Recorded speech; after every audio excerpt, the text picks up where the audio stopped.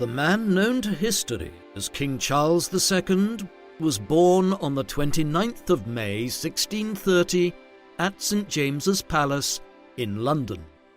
His father was King Charles I of the House of Stuart, who had ascended to the thrones of England, Scotland and Ireland in 1625.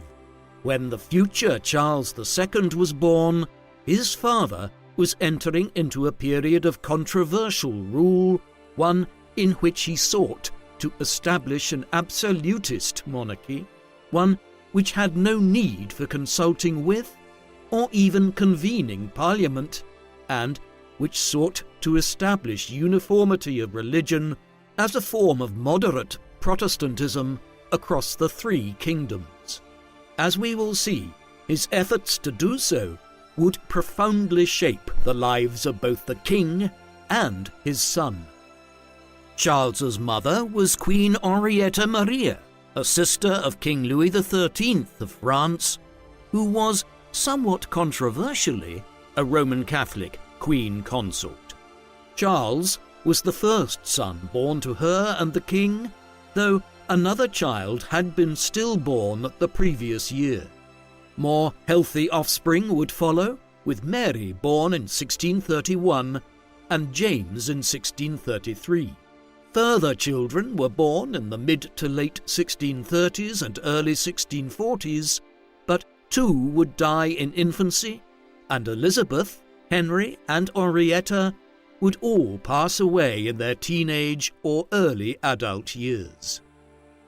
Upon his birth in 1630, Charles was automatically bestowed with the titles of Duke of Cornwall and Duke of Rothesay. In line with royal practice in early modern times, a governess, in this case the Countess of Dorset, was appointed to oversee the infant's rearing in 1631.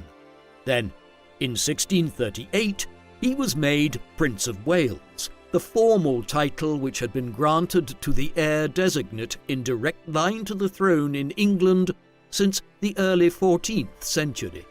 At the same time, his own household was formally established, with the Earl of Newcastle, William Cavendish, serving as governor thereof. The Dean of Christ Church at Oxford, Dr. Brian Dupper, was appointed as his senior tutor. Charles would eventually develop a curious and searching intellect, and in later life he was a keen patron of the new sciences which were emerging in the 17th century. Charles's education and early development would be overshadowed and ultimately interrupted by the growing instability which was shaking his father's kingdoms. Charles I's determination to rule as an absolutist monarch was most clearly seen in his efforts to establish a uniform religious landscape in both England and Scotland, two countries with different religious environments, but in which there was a large community of radical evangelical Protestants who were utterly opposed to the king's efforts to impose a moderate form of Protestantism across the Stuart dominions. In the late 1630s, this eventually led a huge number of the Scottish lords, religious leaders and gentry to revolt against the crown, beginning a series of conflicts known as the Bishops' Wars. In an effort to raise an army to confront these Scottish rebels, Charles convened Parliament in England for the first time in 11 years, but he found they were unwilling to help him financially without political and religious concessions in England. Eventually, the Scots invaded and occupied northern England, while Parliament began to initiate political reforms without consulting the king. Then, another revolt broke out amongst the Roman Catholics of Ireland late in 1641. Faced with such an accumulation of problems, the king ought to have agreed to some of the English Parliament's demands and then raised an army to confront the Scots, followed by the Irish. But he was an uncompromising ruler, and instead prepared for a civil war, one which duly erupted in August 1642 when the king declared war on Parliament. The young Prince Charles was not even a teenager when the War of the Three Kingdoms broke out in the early 1640s, but despite this, his father was determined that his heir would be present with him in England during events, whereas, after a time, the rest of the royal family, including Charles's mother, were sent into exile on the continent, variously moving between France and the Dutch Republic.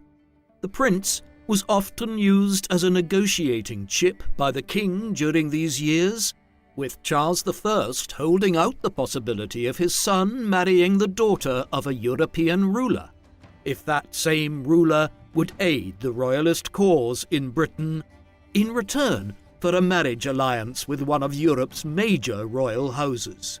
Few such offers were being made after the royalist cause suffered a major defeat to the parliamentarians at the Battle of Naseby in the summer of 1645. Nevertheless, the king was determined that his son and heir would continue his training as a future monarch, and that same spring he sent Charles, before he even turned 15 years of age, to command the royalist cause in the English West Country, albeit with a council of advisers which included the Duke of Richmond, Lord Culpeper, and Edward Hyde. The latter would play a significant role in Charles's later life. As the war turned further against the king during the course of the second half of 1645 and into 1646, Charles received orders from his father that, if he was in danger, he should flee from his command in the West Country and head to join his mother and siblings in France. As the king surrendered to the Scots and the First English Civil War came to an end in the summer of 1646, the prince accordingly left England and headed for the French court, where he reconnected with his mother after several years apart. He was there in 1647 and 1648 as news reached the continent that Charles I had attempted to escape from the house arrest Parliament had placed him under, but had subsequently been re-detained on the Isle of Wight.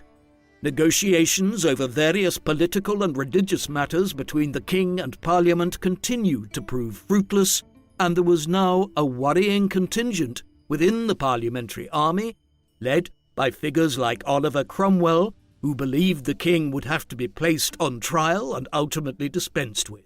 With such news circulating, the king's Scottish subjects, who had rediscovered their loyalty after many years, called on Prince Charles to join them in Scotland to make war on Parliament in England.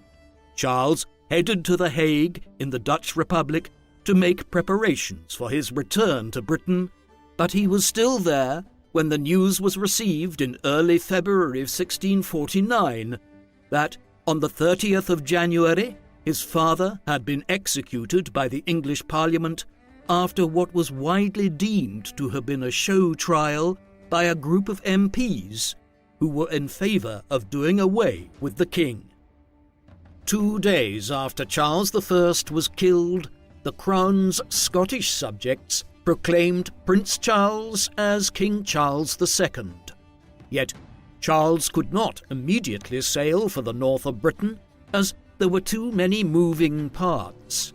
Scotland was not unequivocally in his camp yet, and there was a possibility of winning over the Catholic rebels in Ireland, who had been in control of much of the country throughout the 1640s, to a coordinated opposition to the English Parliament. A quick campaign by Cromwell into Ireland in the autumn and winter less, he eventually managed to depart from England for the continent. With the Third English Civil War over, the Commonwealth or Republic, which had been established in England in 1649, would secure control over all of Britain and Ireland, and would eventually be governed through the 1650s by Oliver Cromwell as Lord Protector. On the continent, Charles quickly headed for Paris, where he and his mother and their supporters ensconced themselves in the Louvre, at that time a royal palace rather than a museum. They hoped to garner support for a new attempt to restore Charles to his thrones, but none would be forthcoming any time soon.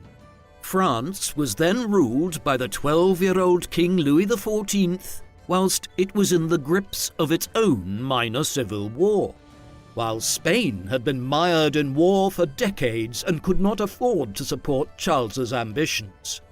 In France, it was a wretched existence for Charles. His mother and their supporters during the mid-1650s were generally ignored by the French government, eking out survival using Henrietta's pension from her family, and with Charles periodically departing to various parts of Europe to meet with middling rulers in the hope of obtaining aid from some of them in his plight. He even toyed with converting to Catholicism to obtain aid from the papacy, and the former queen all but made her younger son James convert to Roman Catholicism to increase the chances of finding allies amongst the continent's Catholic powers. War between the English Commonwealth and Spain in 1654 changed matters slightly, and negotiations with the Spanish viceroy in what was then the Spanish Netherlands, but which today is Belgium, saw Charles relocate his court in exile to the Spanish Netherlands in the second half of the 1650s. However, negotiations with the Spanish for a possible invasion of England never materialized into anything of substance, and as the years ticked by, Charles was looking less like a king in exile and more like a deposed monarch rotting away on a pension at various European courts. These years were notable for the emergence of Charles's philandering character. The exiled king was, to put it plainly, fond of women and certainly had none of the stereotypical compunctions about sex outside of marriage, which we often tend to associate with more religious times. In France in the 1640s, he had already established a reputation for ceaselessly courting young women of the court, and this continued throughout the 1650s. What was more, it soon began to result in illegitimate children born out of wedlock, a problematic issue for any future king, as it raised issues about a possible succession in decades to come. The first such illegitimate child had been born in Rotterdam in the Dutch Republic in the spring of 1649, as Charles was making preparations to head to Scotland. Named James Scott, the boy's mother was Lucy Walter, the daughter of a prominent Welsh gentry family which had. During the late 1650s, Charles's fortunes suddenly began to prosper. Oliver Cromwell died, somewhat prematurely, in September 1658, and his son, Richard Cromwell, who succeeded him as Lord Protector of the Commonwealth, proved unable to hold the state together in the manner which his father had. In this environment, Parliament was reconvened in England in 1659. Into the political breach stepped General George Monk, the Governor of Scotland and a man with residual royalist sympathies. He called for the dissolution of Parliament and fresh elections for the first time since 1640, resulting in the formation of the Convention Parliament early in 1660. At the same time, he began gathering a party of individuals, both amongst the British nobility and the gentry and moneyed classes, who believed that the best means of restoring order was to have Charles return to England and to restore the Stuart monarchy. They also believed that the broader population were eager for such a measure after years of dour and repressive Puritan rule during the 1650s. Contact was soon made with the Stuart court in exile in the Low Countries, and Charles began considering what political concessions he was willing to make in return for acquiring his father's crowns. The end result of these negotiations between Charles and the delegates from England and Scotland was the Declaration of Breda, which Charles issued from the city of Breda in the Dutch Republic on the 4th of April 1660. It was drawn up by the King-in-Waiting and 3 of his closest advisers, Edward Hyde, 1st Earl of Clarendon, James Butler, 1st Duke of Ormond, and Nicholas Monk. In it, Charles made known to the political nations of England, Scotland, and Ireland that if he was to return to England and restore the monarchy, that he would offer a general act of oblivion to pardon anyone who had taken up arms against his father and his family during the wars of the 3 kingdoms. He also held out the promise of religious toleration for all, be they Anglicans, Puritans, Presbyterians, or indeed Roman Catholics. The declaration was sent ahead of him to England as Charles began making his preparations for returning home triumphantly, but the wording of the Declaration of Breda became a point of contention in years to come, as it was debated whether or not it had absolved those who had been directly responsible for killing Charles's father in 1649, the regicides who had signed Charles I's death warrant. It would also not be long before religious tensions emerged yet again, notably because while the Puritans demanded religious toleration for themselves, they could never tolerate the granting of the same rights to Roman Catholics. With the Declaration of Breda drawn up and being distributed across Britain and Ireland, Charles made haste to return to England. In England, the Convention Parliament under Monk's direction issued its own statement on the 8th of May 1660, declaring that Charles II had become King of England, Scotland and Ireland on the 30th of January 1649, at the time of his father's execution, and that the Commonwealth had been an illegitimate government.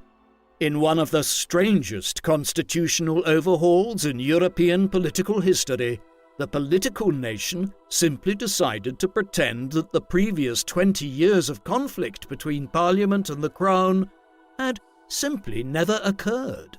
Charles left The Hague 2 weeks later and landed at Dover in southern England on the 25th of May 1660, before undertaking a long triumphal procession to London, entering the capital on the 29th of May, his 30th birthday.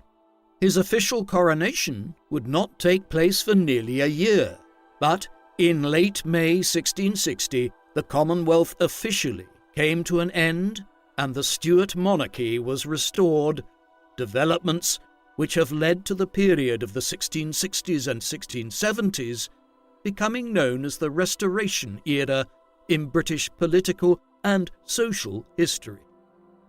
Despite the almost rapturous enthusiasm which the restoration of the Stuart monarchy was greeted with in the summer of 1660, there were many problems confronting Charles's government. Most of the political and religious problems which had fermented the wars in England remained issues in the early 1660s. England was still a country with a varied range of religious denominations, with the state-sanctioned Anglicanism being a very moderate form of Protestantism, whereas the Puritans, who had led the resistance to Charles I in the 1640s, wanted a more strict form of Protestantism along the lines of European Calvinism. On top of this, the unrest and religious turmoil of the 1640s and 1650s had seen the emergence of all manner of new radical religious groups, such as the Quakers, a religious movement who didn't celebrate any form of traditional Mass, the Baptists, and even dangerous radicals such as the Fifth Monarchists, whose leader Thomas Venner tried to launch an abortive rebellion in London in 1661 in the interests of placing King Jesus on the throne of England. Beyond this, there were issues around the respective powers of the Crown in relation to Parliament, the dominance of Scotland by the Presbyterians, whom Charles had grown to loathe during his time there in the early 1650s, and the land issue in Ireland, where a great many of the Stuarts' stronger supporters in the 1640s and 1650s had their estates confiscated and colonised by the Commonwealth government in the 1650s. To begin to address the wide range of issues which the new government had to deal with, the Convention Parliament was dissolved and a new Parliament, which would become known as the Cavalier Parliament, was convened in May 1661. It would sit for the next 18 years and was packed with supporters of the monarchy, hence the name Cavalier, which was a term used to refer to royalist supporters during the civil wars of the 1640s. Its activities were broadly managed by Edward Hyde, 1st Earl of Clarendon, Charles's long-standing political ally, who had also become his in-law when Charles's brother James secretly married Edward's sister Anne in 1660. Clarendon would serve as Charles's chief minister and led the government until 1667. Together, Charles and Clarendon introduced a range of legislation through the Cavalier Parliament in the early 1660s, notably the Licensing of the Press Act in 1662, which introduced major censorship to the London press in the interests of clamping down on publications by radical groups like the Fifth Monarchists, the Corporation Act of 1661 requiring officers to swear the oath of allegiance to the Crown, and the Act of Uniformity, making use of the state-sanctioned Book of Common Prayer, which was mandatory for religious services across the three kingdoms.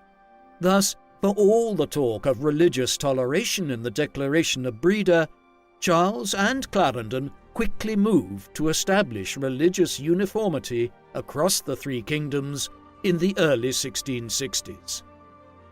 Clarendon would not remain as Charles's chief minister throughout the reign, and a series of political and personal setbacks in the mid-1660s saw him removed from power and sent into exile in France in 1667. He was replaced by a cabinet-style government of several of Charles's leading nobles and bureaucrats over the next several years, until Thomas Osborne, Earl of Danby, was appointed as chief minister in the mid-1670s. These would be years in which religious tensions continued to simmer. For instance, in 1673, the Test Act was introduced as a successor to the Corporation Act of 1661.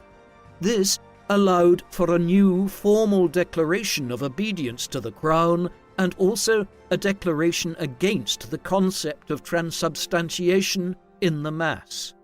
Charles was often happy for his ministers and Parliament to manage these elements of policy, but he should not be viewed as an aloof monarch.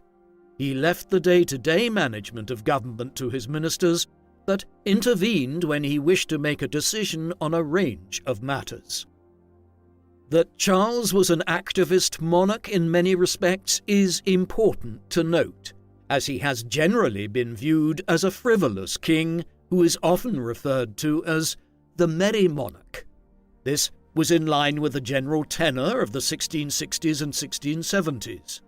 The Restoration era has been characterized as one of loose morals, sexual promiscuity, heavy drinking, and a generally more flamboyant court culture, all of which contrasted sharply with the dour Puritanism of the 1650s.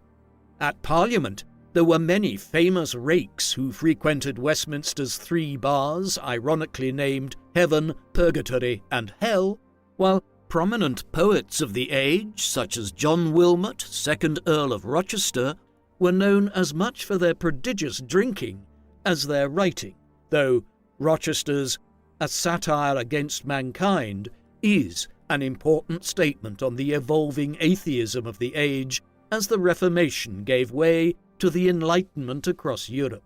Charles presided over all of this, with the Stuart court in the 1660s becoming a place of conspicuous wealth and consumption, with elaborate feasts, extensive drinking, and widespread marital infidelity amongst the court's senior figures.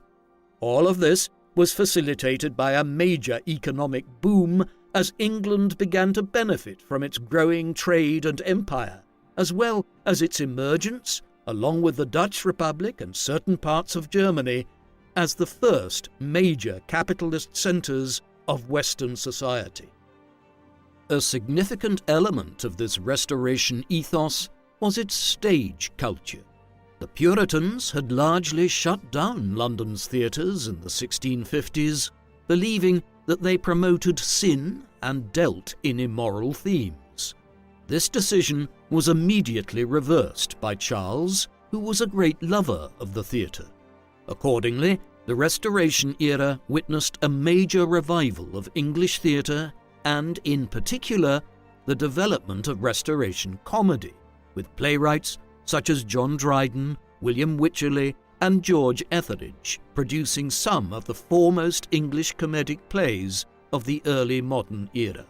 Charles was open to plays which were considered obscene, with Wycherley's The Country Wife being surely the bawdiest play ever staged in England up to that time, when it appeared in 1675.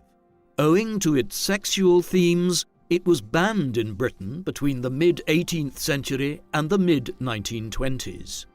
An important development during the 1660s and 1670s was that women first began to play female characters where, in the past, these had been played by younger men or boys, while Aphra Behn became England's first prominent female playwright. This was all symptomatic of Restoration literature's blossoming in general, and Charles's reign also witnessed the publication of John Milton's Paradise Lost and John Bunyan's The Pilgrim's Progress, two works of theological fiction which are considered masterpieces of early modern literature in the manner in which they explored religious mores and social and political change. It would be all too easy to dismiss Charles as a hedonist, given his reputation as the merry monarch and his preoccupation with the London stage and overseeing a court whose members enjoyed themselves, but there was also a thoughtful aspect to Charles's character, a hardly incongruous feature of a monarch who, during his exile in France in the 1650s, had studied under Thomas Hobbes, the masterful author of Leviathan, one of the most significant works of political science ever written. This is seen most clearly in his patronage of the emerging sciences.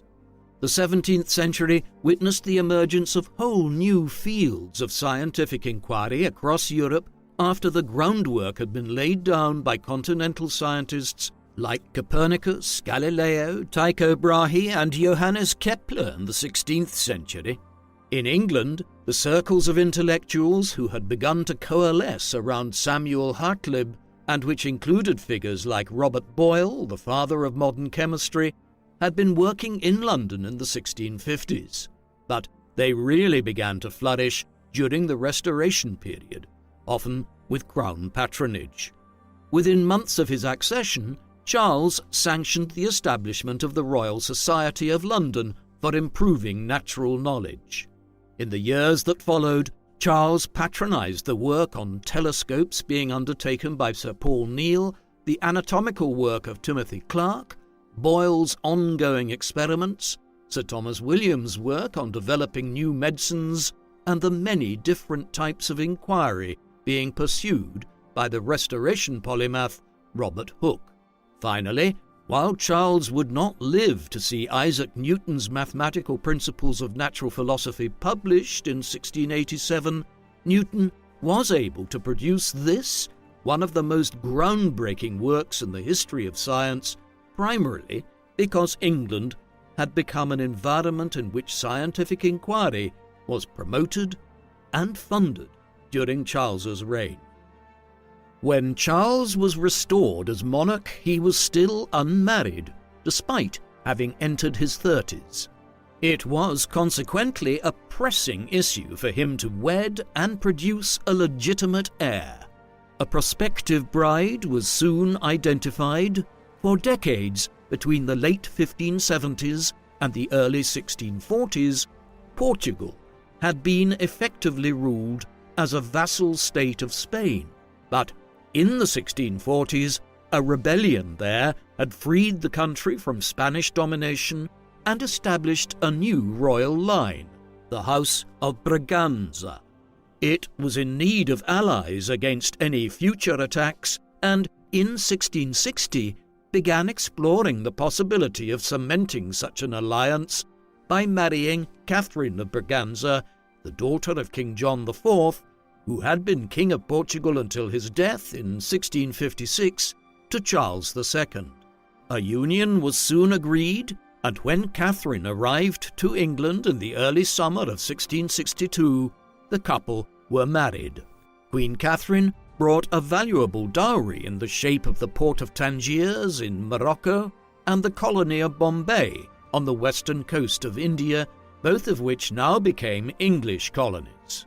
England also received extensive trading concessions with Portugal's colony of Brazil, though in return Charles had to promise the Portuguese naval and financial assistance if Spain tried to retake Portugal.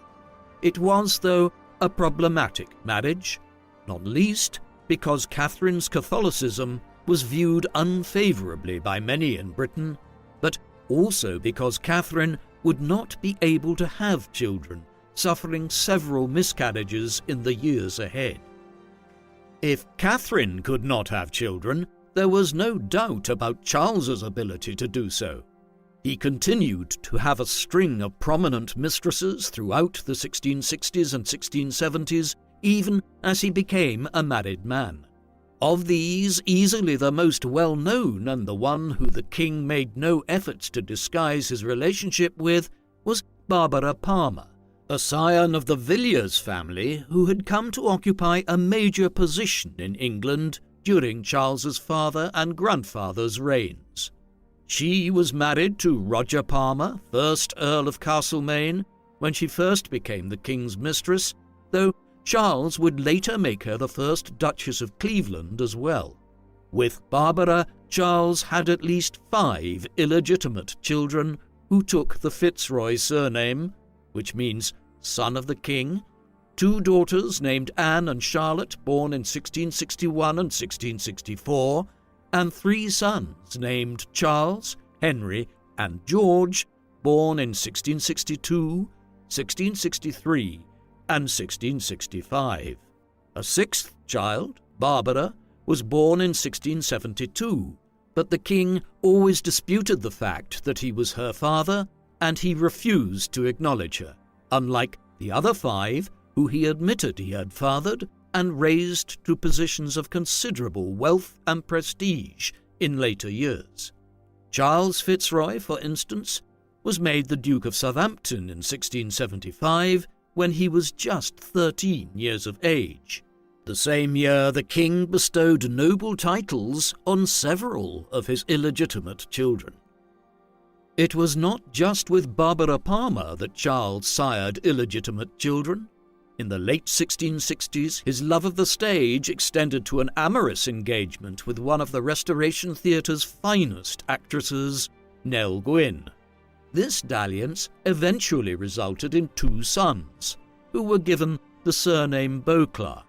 These were Charles and James Beauclerk, born in 1670 and 1671.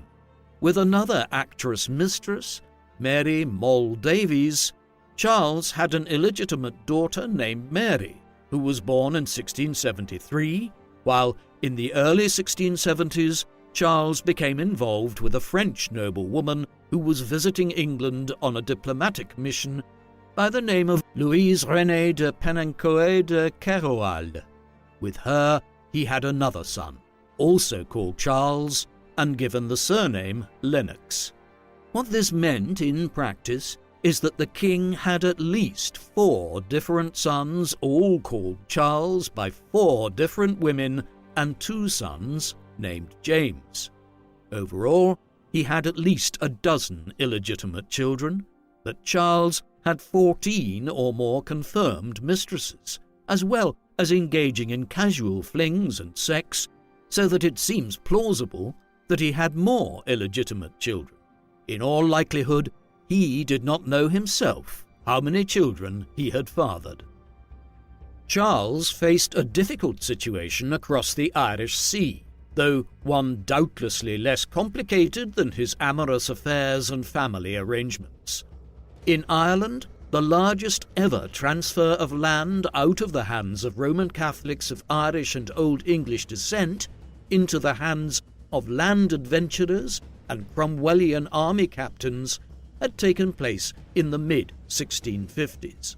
Nearly half of all the land available in Ireland had changed hands as Parliament rewarded its supporters and punished both royalists and general rebels against English rule. Now, in the early 1660s, Charles was presented with a dilemma. Many of his father's and his own staunchest supporters had been individuals with large Irish estates who had lost their lands in Ireland in the 1650s. Figures like James Butler, Duke of Ormond, Alec Burke, 5th Earl of Clanricarde, and Murragh O'Brien, Baron of Inchiquin. Charles could hardly not restore them to their lands, but in doing so he threatened to upset the delicate political consensus which his reign rested on in its early years. Eventually, a compromise was reached whereby an Act of Settlement was established in 1662 and a court of claims founded to adjudicate on who should be restored to their lands. It would continue its work throughout the 1660s, but it ended up satisfying few interest groups, with some feeling their piecemeal restoration to their lands was a betrayal of their support for the Stuart cause in the 1640s, and others that they had been robbed of estates which they had rightfully acquired in the 1650s. The mid-1660s were difficult years in Charles's burgeoning reign for other reasons. 1665 saw the outbreak of the last major wave of bubonic plague in England and, in particular, in London. Although the bubonic plague is typically associated with the first major outbreak of it in Europe in the middle of the 14th century, when the Black Death claimed over a third of Europe's people between the late 1340s and the mid-1350s, it remained a perennial part of European life for over 3 centuries thereafter, with regular outbreaks in large cities. An outbreak in 1625, for instance, had killed 35,000 people in London and the surrounding region. However, 1665 witnessed the worst outbreak in early modern times, a development which was substantially owing to the swelling of the city's population to 400,000 people by the Restoration era from 200,000 in 1600. The outbreak began in the St. Giles area of the city in the first weeks of 1665 and spread quickly. It peaked in the late summer and autumn of 1665, with over 7,000 deaths per week recorded in the city in September. By then, Charles and the royal family and court had fled to the countryside, the only effective means of avoiding contamination in the midst of such a virulent outbreak in early modern times. By the time it abated in early 1666, approximately 100,000 Londoners had lost their lives. The Great Plague of 1665 was the last major outbreak of bubonic plague in London, but the city's suffering continued nonetheless in the period that followed. Fire was the enemy in 1666. In the early hours of the morning of the 2nd of September 1666, a small fire at the home of a baker on Pudding Lane in the heart of the old city began, one which spread to many other buildings as the Mayor of London, Sir Thomas Bloodworth, dithered over taking effective preventative measures by pulling down the neighbouring houses to stop its spread. In the hours that followed, heavy winds spread the conflagration far and wide. It would take 4 days to get it under control. By the time the Great Fire of London abated on the 6th of September, 2/3 of the old medieval walled city had been destroyed, and a significant section of the city to the west of the old walls. This included over 13,000 homes, scores of churches, and most notably St. Paul's Cathedral. Luckily, the death toll seems to have been relatively limited, with most Londoners having had time to flee the city before the fire reached their homes, though this remains a matter of debate amongst historians of Restoration London. Charles was actively involved in trying to prevent the fire spreading, heading upriver to view the scene on the afternoon of the 2nd of September and ordering that all measures possible be taken to put it out. In its aftermath, he called for calm as Londoners sought to blame the capital's significant communities of foreigners and Roman Catholics for starting the fire. While Charles had been actively involved in trying to stop the spread of the Great Fire over those 4 days and nights in September 1666, ultimately all anybody could do when it got out of hand was wait for the wind to die down and the rains to come. More active measures could be taken following it to begin rebuilding the capital. There was a great need to do so, as in the aftermath of the fire, tens of thousands of people were living in makeshift homes on the outskirts of London without access to adequate supplies of all kinds, and with the cold winter in what was the Little Ice Age of the 17th century approaching, welfare measures were put in place by the Crown to see people through the worst of this, and special fire courts were established to resolve land disputes between those who had lost their homes. The latter were in operation until 1672 to work out all of the conflicting land titles, but Charles was most involved in the rebuilding of London in the years afterwards, hiring individuals to reconstruct the old city along medieval lines and hiring the famed architect Christopher Wren to build a new cathedral on the site of St. Paul's. In the 1670s, Charles also had the monument to the Great Fire of London, a 200-foot Doric column situated near the northern end of London Bridge, erected as a testament to the events of September 1666.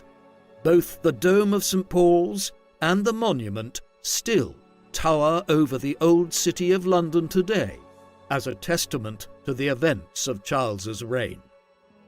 By the time London was being rebuilt in the late 1660s, Charles had to confront a significant foreign policy issue.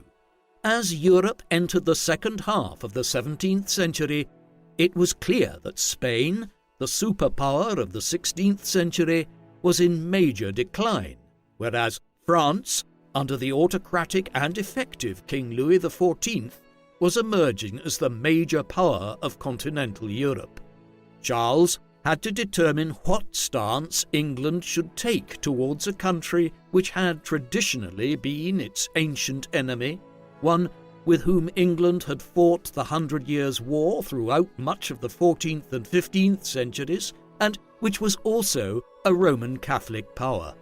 Despite these issues, Charles was inclined to favour an alliance with France, in large part because of England's rivalry with the Dutch Republic, the dominance of the European carrying and overseas trade in the mid-17th century, London and Amsterdam being the major financial, economic and trading centres of the world by the 1660s. Cromwell's government had already fought one war against the Dutch in the mid-1650s to try to wrest control of much of its trade away from it, and Charles and Parliament were determined to go further.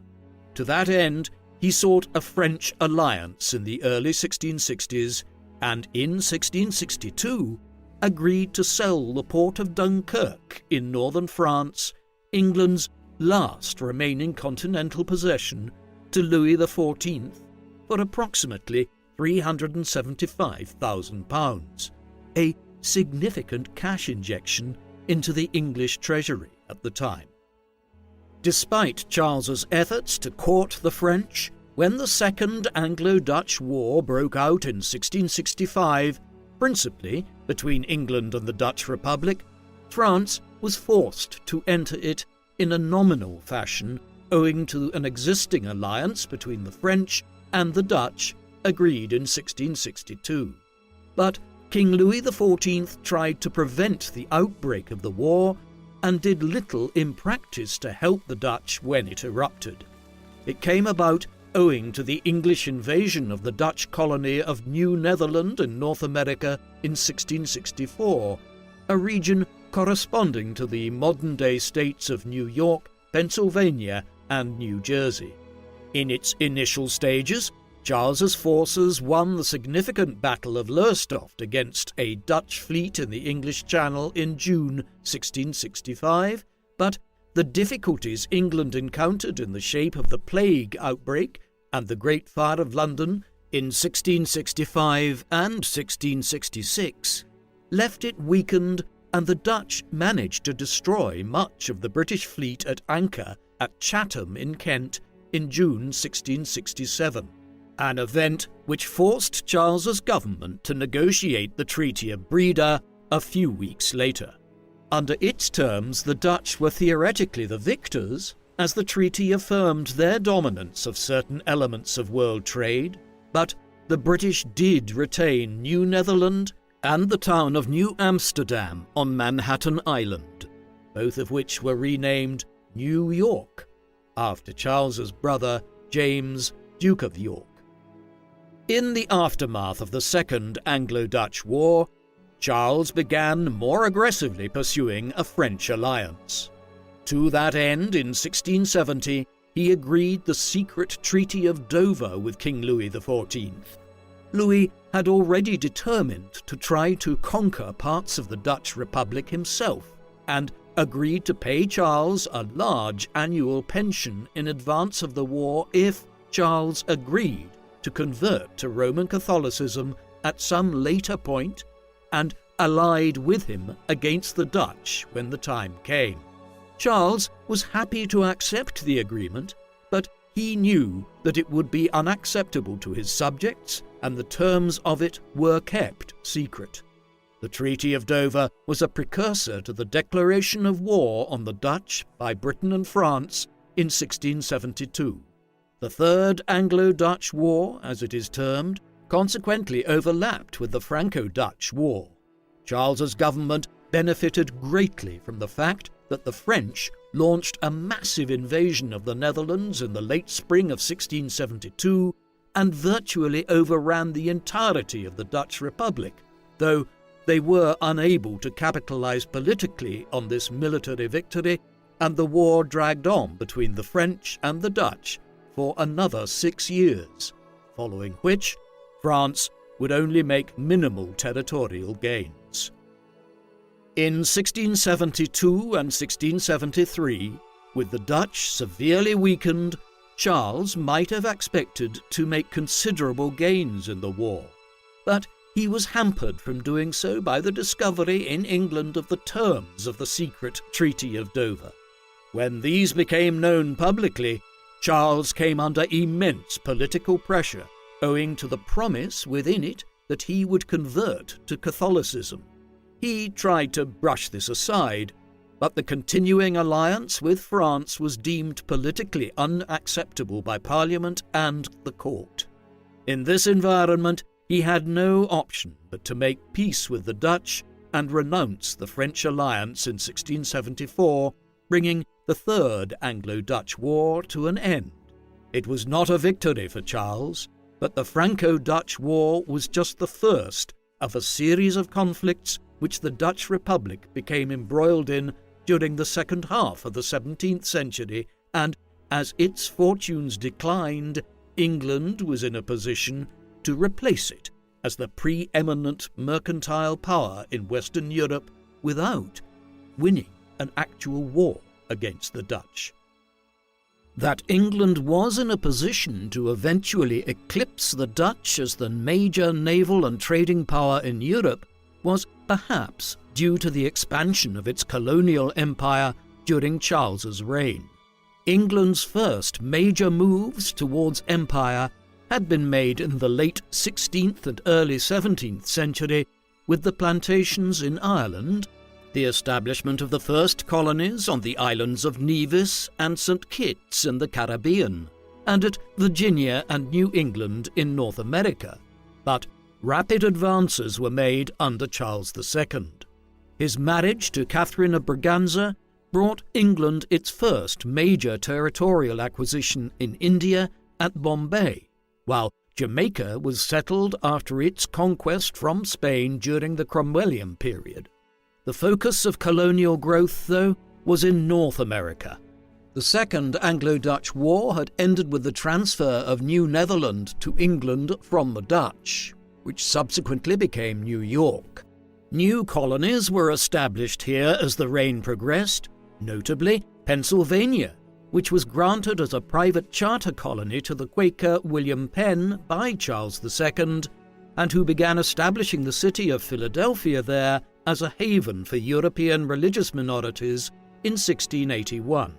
The New England colonies continued to grow, with a population of over 40,000 in Massachusetts alone by the end of Charles's reign, while in the South, the settlers in Virginia and North Carolina expanded into what is now South Carolina in the 1660s, with forays into what would become Georgia in the early 18th century, beginning tentatively in the years that followed. All of this was underlined by efforts by the Crown to increase government oversight of the American colonies after years of quasi-independent rule. While the colonies were flourishing towards the end of Charles's reign, England was increasingly beset with political turmoil, conspiracies, and crises. These began with the so-called Popish Plot of 1678. This was a highly peculiar and entirely fictitious plot which was engineered by two individuals with markedly opposed political and religious views: Titus Oates, a Catholic priest with ties to the Jesuits, and Israel Tongue, a radical evangelical Protestant who is believed to have been mentally unstable. What united them was their anti-monarchical stances and their general desire to create political instability. In the late summer of 1678, they, along with a number of co-conspirators, revealed details to the king of a supposed Catholic conspiracy to assassinate the king.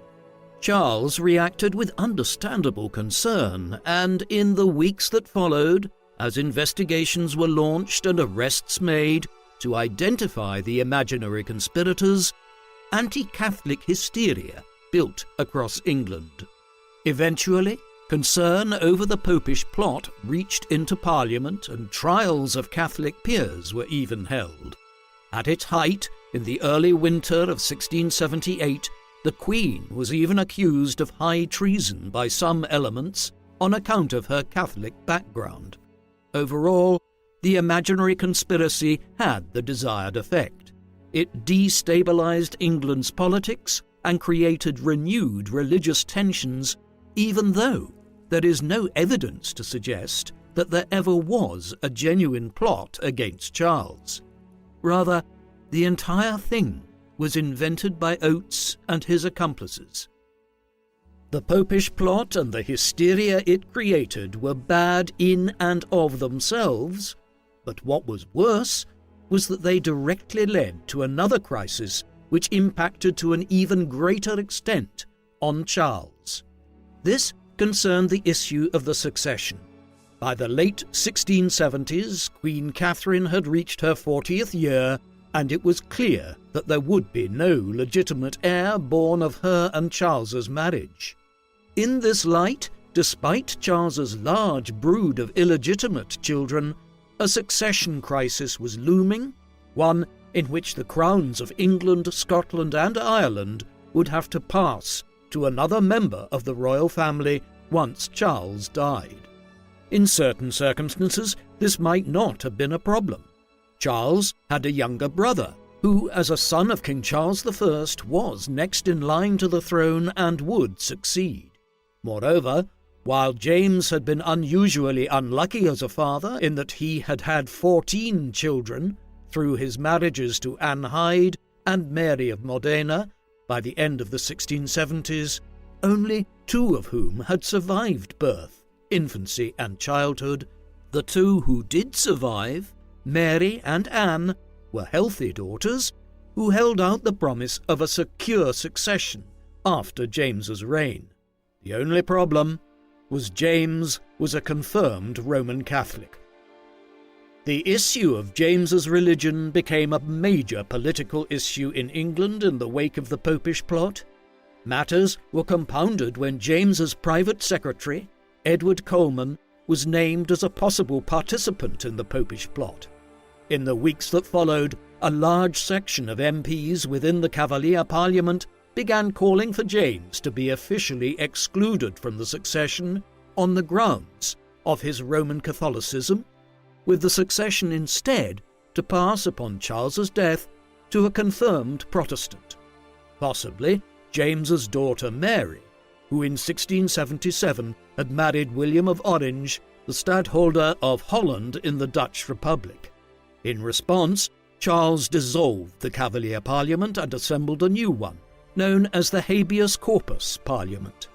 However, this proved even more hostile to the thought of James succeeding than the Cavalier Parliament, and attempted to introduce a bill designed to legally exclude James from the succession.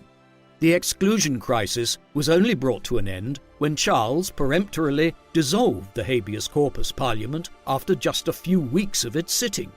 But while the crisis temporarily passed, antipathy to James, becoming the first Catholic monarch of England in nearly a century and a half, remained, and, as we will see, emerged again very quickly after James eventually succeeded. Incidentally, the exclusion crisis was a major episode in the development of a party system in England, with the Whigs emerging as a party who were opposed to James continuing as Charles's successor, while the Tories emerged as supporters of the Crown and James's right to succeed. The Tories are the forerunners of the modern British Conservative Party, the name being derived from a pejorative term for an Irish bandit which was applied by the Whigs to the supporters of the Crown to insinuate that they were no better than the Roman Catholic bandits who ranged around the Irish countryside, disturbing the country's political stability. While the Popish plot had ultimately been an invented conspiracy against Charles's life, a much more tangible and real plot against the king's life was uncovered in the early 1680s. This was engineered by a cohort of individuals who were opposed to Charles and the possibility of James's succession, led by Robert West, a member of the Middle Temple in London, the lawyer John Aloff, and Sir Thomas Armstrong, a member of Parliament. The goal was to have some conspirators hide in Rye House, a medieval manor which the king was known to stop at when returning to London from his country retreat at Newmarket, which was already established as a major horse racing venue in the 17th century. The Rye House cabal, as they have become known, intended to assassinate the king and his brother James there on the 1st of April 1683, and then launch a number of uprisings around the country to seize control of the government. However, the Rye House plot was ultimately scuppered by the outbreak of a major fire at Newmarket on the 22nd of March, which burnt down half the town and led Charles to depart early for London. Details of the plot were also uncovered, and several of the main conspirators were arrested and executed. Ultimately, the Rye House plot met with no success, but it was all indicative of the continuing opposition to Charles and the possible succession of James, which characterized the last years of his reign. The succession issue was to become a major political concern sooner than anyone had expected. Charles was born in 1630 and was only entering his mid-50s in the mid-1680s. He seemed in relatively good health, and many expected him to live for several years to come. Consequently, when he suffered a seizure on the morning of the 2nd of February 1685 and died 4 days later on the 6th of February, many people suspected foul play. Perhaps the king had been poisoned, many speculated. One of Charles's doctors even supported the theory. However, modern medical assessments have noted that the autopsy of Charles, which was carried out by his physician, Sir Charles Scarborough, noted that the king's kidneys were in a poor state, and it is generally assumed that he died from uremia, which was exacerbated by the bloodletting which his physicians tried to treat him with after his initial fit. More controversial was that Charles had finally confirmed the suspicions of so many of his enemies over the years about his religion by converting to Roman Catholicism on his deathbed. This last-minute conversion may well explain why Charles's funeral, when it was held on the 14th of February at Westminster Abbey, was kept a low-key affair, while no major monument to him was erected, although the latter decision was possibly owing to a lack of space in the chapel, and a life-size wax effigy of Charles by the sculptor John Bushnell was placed there the following year. With Charles's death, despite his siring of many, many illegitimate children, the crown nevertheless passed to his brother James, Duke of York, as Charles did not have a legitimate heir. This was immediately problematic, as much of England's political community was still unwilling to accept James's Roman Catholicism. Moreover, as he became King James II, the new monarch indicated not only that he did not intend to change his religion, but also that he intended to favour Roman Catholics in England and Ireland and would actively attempt to begin the reconversion of his realms to Catholicism. Furthermore, when he produced a male heir himself in 1688, his enemies became extremely concerned that a new Catholic line of kings was imminent.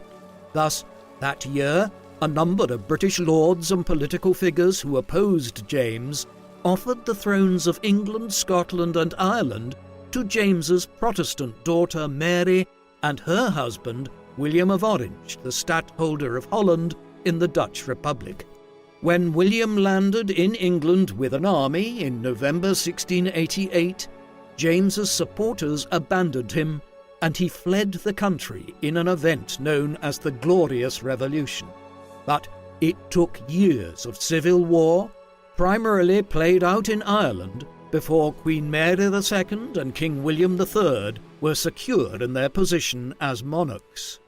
Following defeat to William at the Battle of the Boyne in Ireland in the summer of 1690, James fled to France, where he lived out the remainder of his life in exile. Consequently, within a few short years, Charles II's failure to adequately provide for a stable succession cast Britain briefly into a new civil war. Charles II was a peculiar monarch. On the one hand, he could be dismissed as a rather trivial king, one who was more interested in his mistresses, siring many illegitimate children, drinking, attending horse races and hunts, and visiting the Restoration theatres of London. But there is an inherent contradiction in the image of the merry monarch, for he was also the individual who managed to restore the monarchy after the tumultuous Civil War period and Commonwealth, bringing political stability to the three kingdoms and reconciling for a time the many different religious groupings and parties which had created the tensions of the 1640s and 1650s. He also oversaw the redevelopment of London in the wake of the Great Fire, fought the Dutch Republic in the Anglo-Dutch Wars to begin Britain's ascendancy as the preeminent mercantile and trading power in Europe, and also oversaw a significant expansion of England's burgeoning colonial empire. But the good times only lasted so long. By the mid-1670s, the hangovers were setting in, and Charles's weaknesses as a king were becoming apparent as he failed to address the re-emerging religious and political tensions across his realms. Admittedly, he was not aided in this by the fictitious popish plot, but his handling of the exclusion crisis suggested to the political nation that the king had developed the kind of antipathy towards Parliament which his father had displayed in the 1630s and which led to the civil wars of the 1640s. And it was, ultimately, his failure to address the succession issue and the religious stance of his brother that would ensure a new civil war in Britain within just a few years of his passing. Thus, Charles's reign might be said to be one that started in success and ended in failure. What do you think of King Charles II? Was he a frivolous monarch who failed to guide the ship of